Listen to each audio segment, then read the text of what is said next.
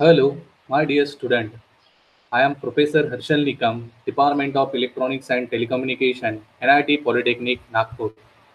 Dear student, welcome in our practical videos of MAA subject. Before that, we were still about the practical number 5, and here onwards, today we will discuss about the practical number 6. The practical number 6, which is based on write an ALP for arranging number in ascending or descending order stored in external memory location. यानी ये जो practical number 6 है वो हमें perform करना है for doing the assembly level programming for arranging numbers in ascending descending order. यानी number को असेंडिंग और डिसेंडिंग ऑर्डर को हमें लगाना है और वो जो नंबर है उसका जो ऑर्डर है वो स्टोर है एक्सटर्नल मेमोरी लोकेशन में। आप सभी को पता है कि हमारे पास माइक्रो कंट्रोलर में प्रोग्राम मेमोरी और डेटा मेमोरी होती है। तो जो एक्सटर्नल मेमोरी है वो एक्सटर्नल मेमोरी में उसका ऑर्डर स्टोर्ड है नंबर का, उस नंबर को हमें असेंबली लैंग्वेज प्रोग्राम लिखकर हमें उसको असेंडिंग और डिसेंडिंग ऑर्डर में लगाना है। तो प्रैक्टिकल सिग्निफिकेंस यहाँ पे दिया गया है। Sorting is any process of arranging information systematically in ascending और descending order.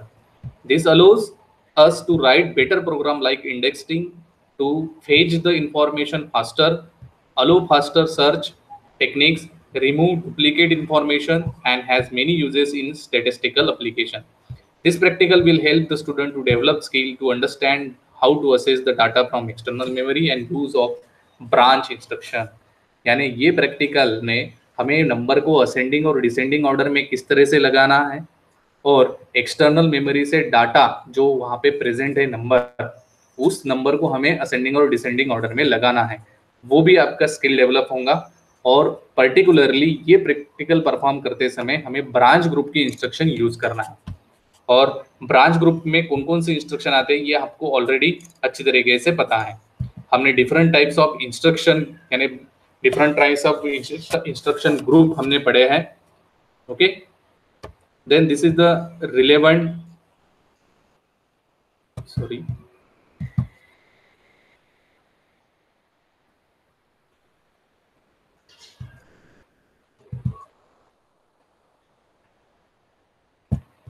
see this is the relevant program outcome, discipline, knowledge, experiment and practice, engineering tools, and the competency and practical skills are developed.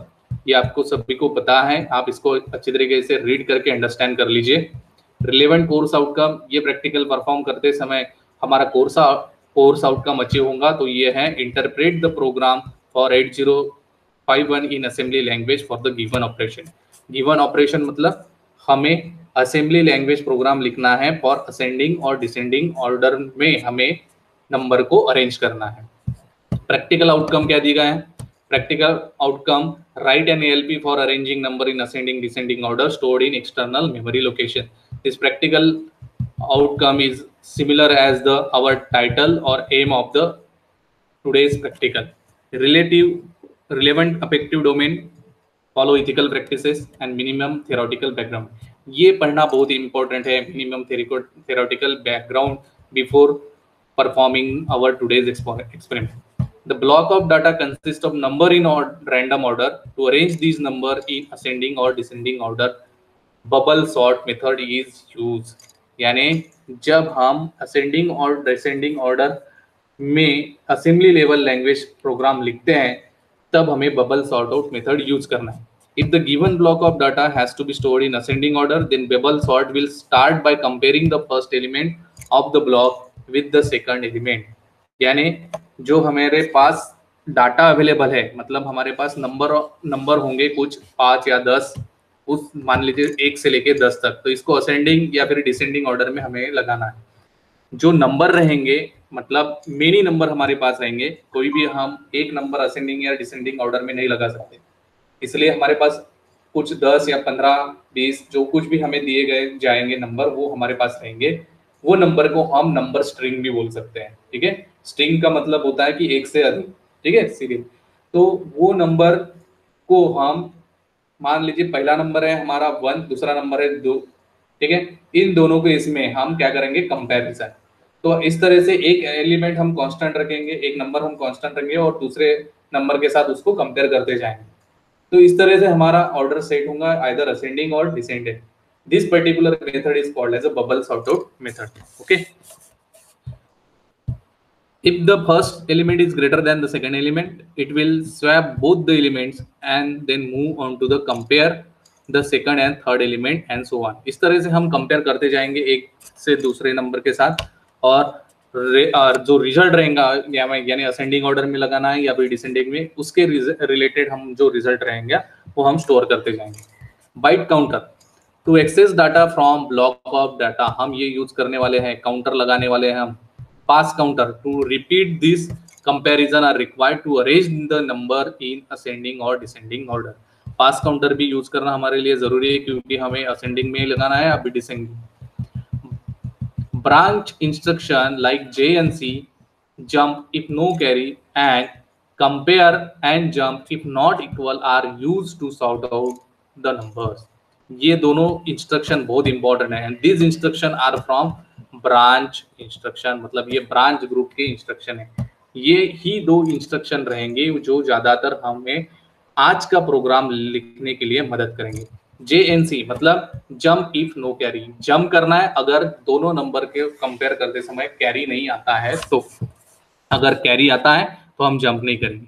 Similarly compare jump if not equal, मतलब दोनों number अगर equal नहीं है तो हमें क्या करना है, उसको पहले कंपेयर करना है एंड देन जंप करना है। Okay, then external data memory, आपको ये पता है एक्सटर्नल डाटा मेमोरी, ठीक है, किस तरह से हम रीड राइट प्रोसेस करते हैं from the external memory.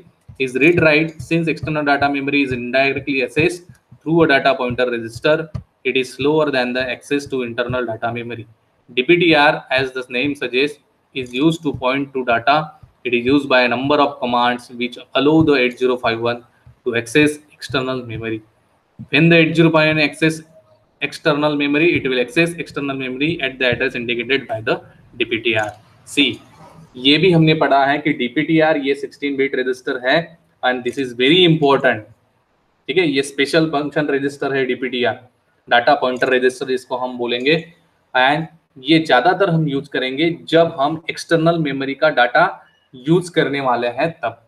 Okay, और इसके लिए जो इंस्ट्रक्शन जनरली हम इंटरनल मेमोरी के लिए जो भी इंस्ट्रक्शन यूज करते हैं वो होता है मूव करने के लिए, मूव सिर्फ होता है मूव, बट हम एक्सटर्नल मेमोरी के लिए अगर यूज करना है तो मूव के साथ में हमें एक्स लगाना जरूरी है, मूव एक्स, ये हम इंस्ट्रक्शन आज इसमें यूज करेंगे। Move X is widely use instruction allowing access to external data memory space. ये बहुत इंपॉर्टेंट है कि मूव एक्स ये वाली इंस्ट्रक्शन हम ज्यादातर एक्सटर्नल मेमोरी का डाटा यूज करने के लिए यूज करते हैं। Okay, to bring externally stored data into the CPU we use the instruction movex a comma @DPTR, मतलब इनडायरेक्टली DPTR का डाटा किस में जा रहा है, एक्यूमुलेटर में। This A represent accumulator, but DPTR में कौन से कंटेंट है, एक्सटर्नल मेमोरी के, इसलिए यहाँ पे इनडायरेक्ट एड्रेसिंग मोड यूज हुआ है और इस इंस्ट्रक्शन के साथ x लगाया है, ये वाला x, ठीक है, आपको दिखा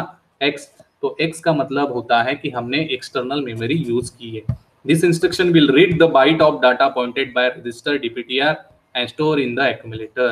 ओके, मतलब DPTR ने कौन सा डाटा होल्ड करके रखा है, एक्सटर्नल मेमोरी पे जो है वो, इसलिए वो इनडायरेक्टली बाद में किस में जा रहा है, accumulator. Is it clear? Okay, तो आगे बढ़ते हैं अपन। रिसोर्स रिक्वायर्ड, ये प्रैक्टिकल परफॉर्म करने के लिए क्या आपको रिसोर्सेज लगने वाले ये आपको पता है, जैसे desktop PC which is already installed KL software, precaution क्या करना है ये भी आपको पता है, और procedure for writing the program on to the KL software ये भी आपको पता है। इसका इंस्ट्रक्शनल वीडियो मैंने ऑलरेडी रिकॉर्ड करके आपको दिया है, वो रेफर कीजिए आप और प्रैक्टिकल परफॉर्म कीजिए। ओके, कंपाइल कैसे करना है, रन कैसे करना है, सभी इंस्ट्रक्शन मैंने उस वीडियो में दिए। देन ये है सैंपल प्रोग्राम जो आज आपको करना है। सैंपल प्रोग्राम, राइट ALP और arranging 5 numbers in ascending order stored in external memory location 3000 hex. यानी आपको सिर्फ 5 नंबर दिए गए हैं। कितने नंबर दिए गए हैं? 5 नंबर, जो आपको असेंडिंग ऑर्डर में लगाना है। असेंडिंग मतलब 1 2 3 4 5 इस तरह से। ओके, तो वो 5 नंबर ये नहीं हो सकते। मैंने अभी बोला कि 1 2 3 4 5, वो नंबर कोई भी हो सकते हैं, 31 32 25 27 कोई भी हो सकते हैं। ये आपको वो 5 नंबर कहाँ पे स्टोर्ड है? एक्सटर्नल मेमोरी, जिसका लोकेशन है 3000 हेक्स। मतलब ये देखिए 16 बिट का एड्रेस है यहाँ पे, ठीक है, क्योंकि एक्सटर्नल मेमोरी है 16 बिट। तो 16 बिट का एड्रेस यूज करने के लिए हम DPTR ही यूज करेंगे कंटेंट को मूव करने के लिए। ओके, तो 3000 पे मान लीजिए एक नंबर है, दूसरा नंबर होगा 3001 3002 3003 3004।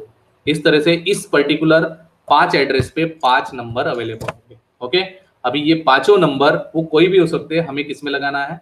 Ascending order. Is it clear? तो हम देखते हैं कि एल्गोरिदम कैसे अपन इसको एग्जीक्यूट कर सकते हैं। इन्हीं सबसे पहले अपने को करना है इनिशियलाइज, कंपैरिजन और पास काउंटर। यानी हमें बाइट काउंटर और पास काउंटर हमें लगाना है। Then initialise memory pointer to read number from array. Array बोला है यहाँ पे। एरे का मतलब मैंने बोला आपको कि नंबर की सीरीज। यहाँ पे कितने नंबर दिए हैं? 5 नंबर। तो हमें सबसे पहले ये स्टार्टिंग एड्रेस है 3000, इसको एक पर्टिकुलर पॉइंटर में इनिशियलाइज करना पड़ेगा और उसके आगे फिर उसका एड्रेस चालू होगा। इनिशियलाइज बाइट काउंटर मतलब कितने नंबर हमें करना है? 5, तो ये भी बाइट काउंटर लगाना पड़ेगा। Read number from the array. Then array जहां पे स्टोर रहेगा, ठीक है, अरे मतलब नंबर की स्ट्रिंग। ओके, वहां पे स्टोर होगा, उसको फिर रीड करना है। देन कंपेयर करना है दोनों नंबर को। If number is less than next number then go to step 9। मतलब क्या करना है? Decrement by byte counter by 1। मतलब अगर नंबर जो नेक्स्ट वाला नंबर आने वाला है उसके उससे कम अगर होगा तो बाइट काउंटर क्या करना है? 1 से डिक्रीज। बाइट काउंटर कितना लगाना है अपने को? 5 नंबर का, तो 1 से नंबर बाइट काउंटर क्या करना है? डिक्रीज। बाइट काउंटर जब तक 0 नहीं होगा तब तक हमारी प्रोसेस कंप्लीट नहीं होगी, इसलिए बाइट काउंटर हमें डिक्रीज ही करना पड़ेगा। ओके, डिक्रीमेंट करना पड़ेगा। इफ वर्ड अभी एक नंबर हमारा डिक्रीमेंट हो गया तो कितने बजे? 4। फिर और एक कंपेयर होगा, वो अगर लेस देन होगा तो फिर से 1 से डिक्रीमेंट करना पड़ेगा। इस तरह से हमें प्रोसेस कंटिन्यू करना है। If word counter is not equal to 0 then go to step 2। Yes, if अपना काउंटर अगर 0 नहीं हुआ तो स्टेप 2 पे जाना है, फिर से इनिशियलाइज करना है, फिर से नंबर लाना है। Okay, and then finally stop करना है। इस तरह से हमें प्रोसेस करना है इस पर्टिकुलर एक्सपेरिमेंट की। देन उसके बाद यहाँ पे दिया गया है फ्लो चार्ट। ठीक है, ये प्रोसेस हमारी कंप्लीट होगी। फ्लो चार्ट के किस तरह से जाना है? सेम जहाँ यहाँ पे जो हमारी प्रोसेस हमने देखी है उसके अकॉर्डिंगली यहाँ पे फ्लो चार्ट दिया गया है। आप ये देख सकते हो, ऑलरेडी मैंने आपको मैनुअल प्रोवाइड किया है। Okay, then this is the sample program C. अभी देखिए, ये आपको पता है कि ये हमारा एड्रेस है, ठीक है, ये हमारे हेक्स कोड है, ये लेवल के लिए यूज हुआ है, और ये हमारा प्रोग्राम है यानी असेंबली लैंग्वेज प्रोग्राम मेनोमिनिक्स जिसको अपन बोलते हैं वो। और इसके रिलेटेड यहाँ पे कमेंट्स दिए गए। तो ORG000 हेक्स, यहाँ से हमने प्रोग्राम लिखना स्टार्ट किया। सबसे पहले 05 इनिशियलाइज पास काउंटर, कितने नंबर पास करना है अपने को? 5। 05 हेक्स, ये 5 नंबर इमीडिएटली, मतलब हैश रिप्रेजेंट करता है इमीडिएटली, हमने किस में इनिशियलाइज किया? R0 रजिस्टर में। Then 3000 hex hash DPTR move, मतलब move DPTR comma hash 3000 hex. 3000 hex पे हमारे नंबर स्टोर्ड है और उसको इनिशियलाइज करने के लिए हम 16 बिट वाला जो हमारे पास स्पेशल फंक्शन रजिस्टर है DPTR, वही हम यूज करेंगे। Okay, then move R1 comma hash 04 hex यानी इनिशियलाइज बाइट काउंटर। यहाँ पे हमने अभी बाइट काउंटर लगाया 05 हेक्स का नंबर। क्यों 0 लगाया हमने? क्योंकि ऑलरेडी एक नंबर हम स्टोर करेंगे और चारों नंबर उसके साथ हम क्या करेंगे? कंपेयर करेंगे। Okay, then move R2 comma DPL, मतलब DPL मतलब लोअर बाइट एड्रेस, बिकॉज हमारे पास यहाँ पे 16 बिट का एड्रेस है। ओके, तो लोअर बाइट एड्रेस हम किसमें स्टोर करेंगे? R2 में। Is it clear? और ये हमारा एक यहाँ पे है। ओके, देन डीपीटीआर के कंटेंट इनडायरेक्टली हमें किसमें मूव करना है, एक्यूमुलेटर में। अभी डीपीटीआर में किसके कंटेंट स्टोर्ड है, 3000 हेक्स के। ओके, इसीलिए हम जो एक्सटर्नल मेमोरी फेच कर रहे हैं अभी, इसलिए यहाँ पे मूव के साथ एक्स आ गया है। Okay, read number from array. Then accumulator के कंटेंट अभी हमें ट्रांसफर करना है B register. Okay, transfer the number to B register. Okay, then increment DPTR, क्योंकि एक नंबर आ चुका है 3000 एक्स का, अभी 3001 के कंटेंट हमें लाना पड़ेगा कंपेयर करने के लिए, इसलिए इंक्रीमेंट क्या करना है, डीपीटीआर एक से इंक्रीमेंट। अभी 3000 के आगे, मगर फिर से डीपीटीआर के कंटेंट किसमें मूव करना है, एक्यूमुलेटर में।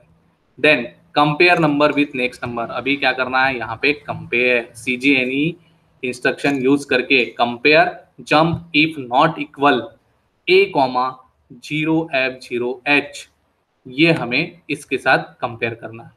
Okay, compare number with next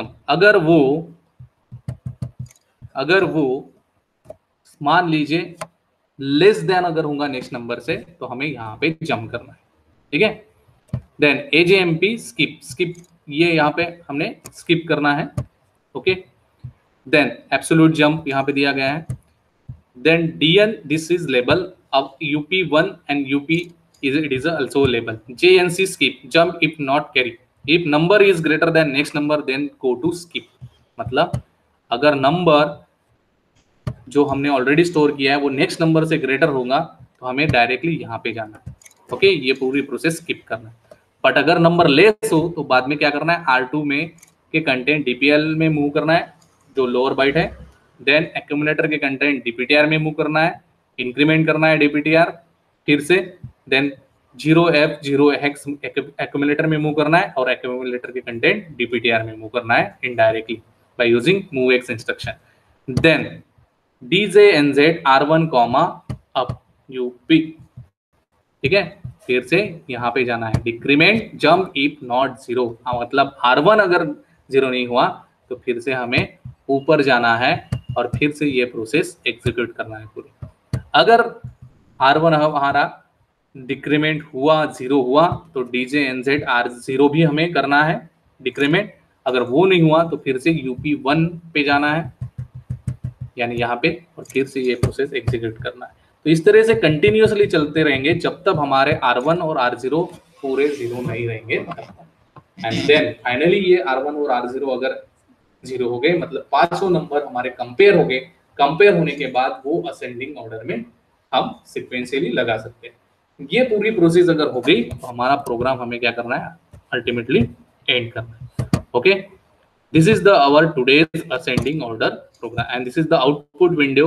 When we write this above program on your window, then it will observe the output like this. Okay, I hope you understand this program very well, so you can execute this program by writing the program on the KL window and it will execute. Okay, thank you so much.